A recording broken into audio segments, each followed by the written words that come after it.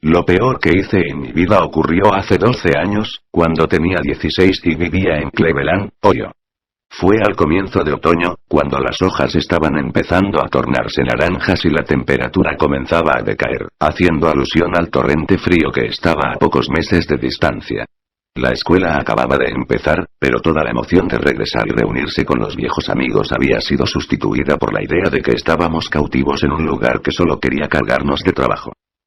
Naturalmente, mis amigos y yo estábamos dispuestos a hacer cualquier cosa con tal de recordar cómo era cuando no teníamos obligaciones, aquellos días de verano libres de responsabilidades. A principios de ese año, uno de mis amigos del trabajo en McDonald's, que algunas personas creen que es algo poco convincente, pero la pasé bien allí, me había enseñado una técnica para morir con la ayuda de un asistente y regresar a la vida a los pocos segundos. Funcionaba así: la persona haría 10 respiraciones largas y profundas, y en la 10ª cerraría sus ojos, apretando los párpados y conteniendo la respiración tan firmemente como le fuera posible, mientras cruzaba sus muñecas sobre el corazón. Entonces el asistente le daría un abrazo fuerte desde atrás, apretando las muñecas de la persona contra el esternón. En cuestión de segundos ésta perdería la conciencia. El efecto dura solo 1 segundo o 2, pero pareciera que hubieses estado fuera de tu cuerpo por horas, y cuando retomas la conciencia, la sensación de desorientación, de no saber en dónde demonios estás o qué estás haciendo allí, es impresionante. Sé que algunas personas dirán, ¿qué carajo? ¿Sos retrasado o algo así? Y sí, ahora sé que probablemente matábamos millones de neuronas cada vez que moríamos. Pero yo era un joven de 16 años, aburrido a más no poder, y creía que era genial. Os alentaría a probarlo para que lo experimentaseis por vuestra cuenta, pero luego de lo sucedido, nunca se lo recomendaría a nadie. Otro efecto secundario interesante de esto, que fue en realidad la razón por la cual lo hacíamos, es que mientras permaneces fuera de tu cuerpo, siempre estás lúcido y tienes sueños vívidos que puedes recordar fácilmente al despertar. Después de todo, solo te has dormido por unos segundos. Éramos buenos chicos y nunca probaríamos drogas, así que para nosotros esto era lo que el LSD era para un hombre pobre. Las visiones o sueños están relacionados de alguna forma con lo que veías justo antes de morir. Por ejemplo, una vez soñé que estaba escalando una montaña, estaba en la cima del Himalaya o algo así, pero había un pasamanos. ¿Quién diablos pone un pasamanos de escalera a 6,000 metros de altura? Cuando volví a mi cuerpo y recordé en dónde estaba, me di cuenta de que había estado mirando la escalera que se encontraba en una esquina de la sala de estar de mi novia. En otra ocasión, tuve una visión de Pedro Picapiedra sonriendo y levantando sus manos delante de un mural con el logotipo de la Era de Educación de Resistencia al Abuso de Drogas, un programa en el cual policías enseñan a los niños de escuelas públicas sobre estos asuntos, y cuando volví a mi cuerpo pude ver que mi amigo Brett tenía el mismo logotipo en su camiseta. Ahora, ¿de dónde salió Pedro Picapiedra? No tengo idea. Nuestras visiones siempre eran sobre cosas mundanas, nunca nada raro. Ese día. Como dije, hacía un mes que estábamos en época de clases y hartos de ella. Habíamos salido a pasar el rato afuera, estábamos sentados en las vigas de las torres de alta tensión, en la parte de abajo. Mi amigo Mike subió hasta el 2º nivel de las vigas para estar más alto. Era un cálido día de octubre y el cielo estaba gris. Lentamente, el cielo fue oscureciendo cada vez más. Y en Cleveland eso probablemente significaba que en cualquier momento la temperatura podría descender y, si éramos realmente desafortunados, una lluvia helada podría empezar a caer. El aire estaba pesado y se podía oír el leve zumbido de los cables de alta tensión sobre nosotros. Definitivamente no quería pasar los últimos momentos de una linda tarde de sábado subiéndome a una torre de alta tensión, saltar al suelo y quejarme luego del dolor en mis pies, solo para hacerlo una y otra vez como estúpidos.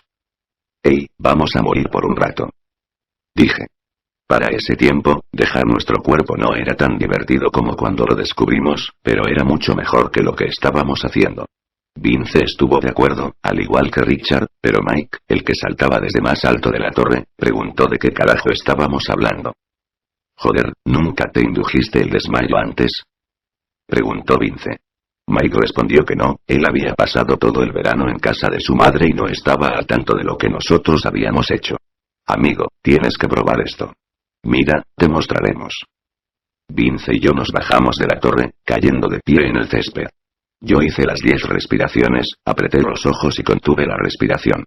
Entonces sentí a mi amigo presionar sus brazos contra mi pecho y, de repente, como si fuese lo más natural del mundo, una langosta gigante estaba trepándose a una de las torres, bajo el mar. Algas marinas crecían del fondo de arena bajo mis pies. Lo siguiente que recuerdo es que cuando desperté Vince y Richard me estaban preguntando, amigo, ¿qué has visto? ¿Qué has soñado? La parte de atrás de mi cabeza me dolía mucho, me estaba matando. Mierda, me dejaste caer. Pregunté. Yo no era muy pesado, pero Vince era bastante débil. Él solo se quedó mirándome, y Richard me dijo que sí me había dejado caer. Me preguntaron nuevamente qué vi. Me froté la cabeza y les dije que una langosta, que estaba pellizcándole la cabeza de Vince con sus tenazas. Me volví hacia Mike, y le dije. ¿Ves? Es increíble. Tienes que probarlo. Y una mierda respondió, no me fío lo suficiente de ninguno de ustedes como para hacer eso. Vamos hombre. Tienes que probarlo. No es más peligroso que estar trepado allí. Te prometo que no te dejaré caer como este idiota lo hizo conmigo, le persuadí. Lo consideró por un momento. Luego saltó de donde estaba, se incorporó y dijo, bien, una vez. Repitió las 10 respiraciones profundas conmigo de asistente para asegurarse de que no lo dejaríamos caer. Contuvo la respiración y yo lo ayudé a caer en ese otro lugar. Sentí el cambio de peso en su cuerpo, y él era un tipo robusto, así que me aseguré de bajarlo lentamente para que no se lastimara. Justo cuando tocó el suelo, volvió en sí. Despertó gritando. Mierda. Mierda. Déjame, aléjate de mí. Gritaba, al tiempo que se levantó de un salto agitando sus brazos alrededor de su cabeza. Todos retrocedimos, con miedo de ser golpeados por su frenesí, pero más miedo tenía de lo que estaba viendo. Después de unos 7 segundos, el doble de lo que generalmente tardábamos en darnos cuenta de dónde estábamos, se tranquilizó. Mierda, mierda, mierda. Jadeaba, respiraba con dificultad, tomando grandes boconadas de aire. Se quedó de pie, encorvado, hasta que cayó de rodillas. Comenzó a mecerse, retorciendo las manos y murmurando. «Santa Madre de Dios, ¿qué demonios has visto?», dijo Vince, pero Mike no respondía. Me le acerqué lentamente y a medida que lo hacía, lo escuchaba sollozar en silencio. Eso en nuestro mundo de machos era castigado con la muerte, pero por supuesto, nadie dijo nada. Apoyó una mano en su hombro, pero en cuanto lo toqué dio un grito y saltó para atrás golpeándose la espalda contra la torre. Se abrazó a la columna de la torre, mirándonos con los ojos desorbitados, una mirada de terror absoluto. Pensaría quizá que éramos demonios del Averno. Si en algún momento pensé que estaba bromeando, esa mirada me quitó toda duda. Eso, y lo que sucedió después. Ninguno dijo nada. A los 10 minutos Mike se había tranquilizado lo suficiente como para que Richard lo acompañara a su casa. La temperatura había decaído y comenzó a llover. Le dije a Vince que me iba a mi casa, y le dije que nos veríamos mañana. Siempre pasábamos los días lluviosos jugando Mortal Kombat en nuestro SNES, pero no dijo nada. Probablemente querría pasar un tiempo a solas para reflexionar sobre lo que había pasado. Como yo. Al día siguiente fui a ver cómo estaba Mike, pero él y su familia salieron todo el día. Le pregunté más tarde a dónde había ido, pero no me respondió. Creo que fueron con un psicólogo puesto que cuando lo vi de nuevo, el martes, parecía estar mejor. Los siguientes días nos juntábamos normalmente, como antes, pero Mike aún no decía lo que había visto. Hablábamos de cosas sin importancia. No fue hasta el sábado de esa semana cuando me contó lo que pasaba.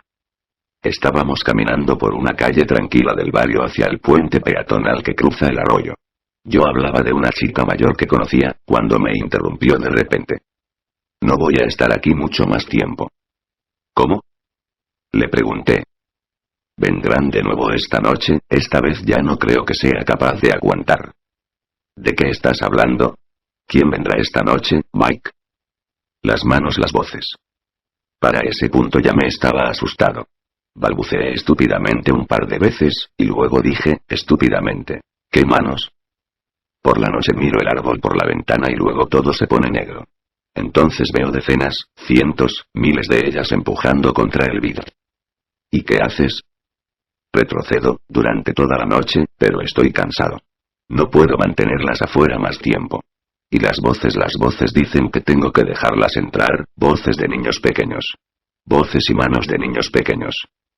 Bajó la voz hasta ser un susurro. Me di cuenta, por lo que dijo luego, que estaba luchando para contener el pánico. Y a veces, veo sus caras, dijo, con voz temblorosa. Lo acompañé a su casa. Se detuvo en la puerta y finalmente, levantando el rostro, me dijo: dile a Vince que puede quedarse con mi Nintendo.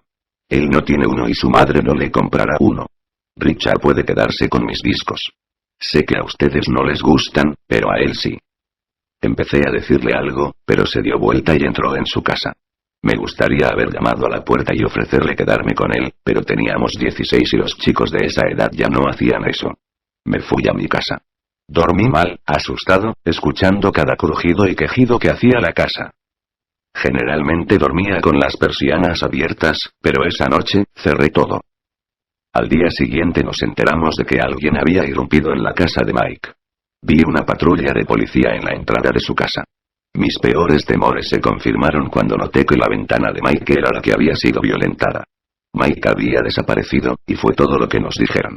Nos hicieron muchas preguntas, buscaban algún pervertido que lo hubiera secuestrado, pero no obtuvieron información de nosotros puesto que no teníamos nada que ver, lo que no era del todo cierto. Su foto apareció en todos lados, y todavía lo están buscando. Cuando todo terminó, me fui a la biblioteca para investigar qué mierda había pasado, pues el internet no era tan eficiente en aquella época. No encontré mucho. Lo más relacionado que encontré fue algo que aprendí tiempo después, en mi clase de Historia Universal. Al parecer, los sacerdotes egipcios usualmente se encerraban a sí mismos en ataúdes el tiempo suficiente para morir, mientras que luego eran resucitados y así podían contar lo que vieron en el inframundo, el tiempo que estuvieron muertos. Solo puedo pensar que por el clima, o por la electricidad en el aire, Mike pudo tener una experiencia más intensa que la nuestra. Tal vez golpearme la cabeza me salvó de lo que él sufrió, no lo sé. Es algo que no termino de entender. A veces acordarme de todo esto, me hace temblar. Más creepypasta en español. Los mejores creepypastas de internet. Creepypastas.com. XOSVWK8L5CR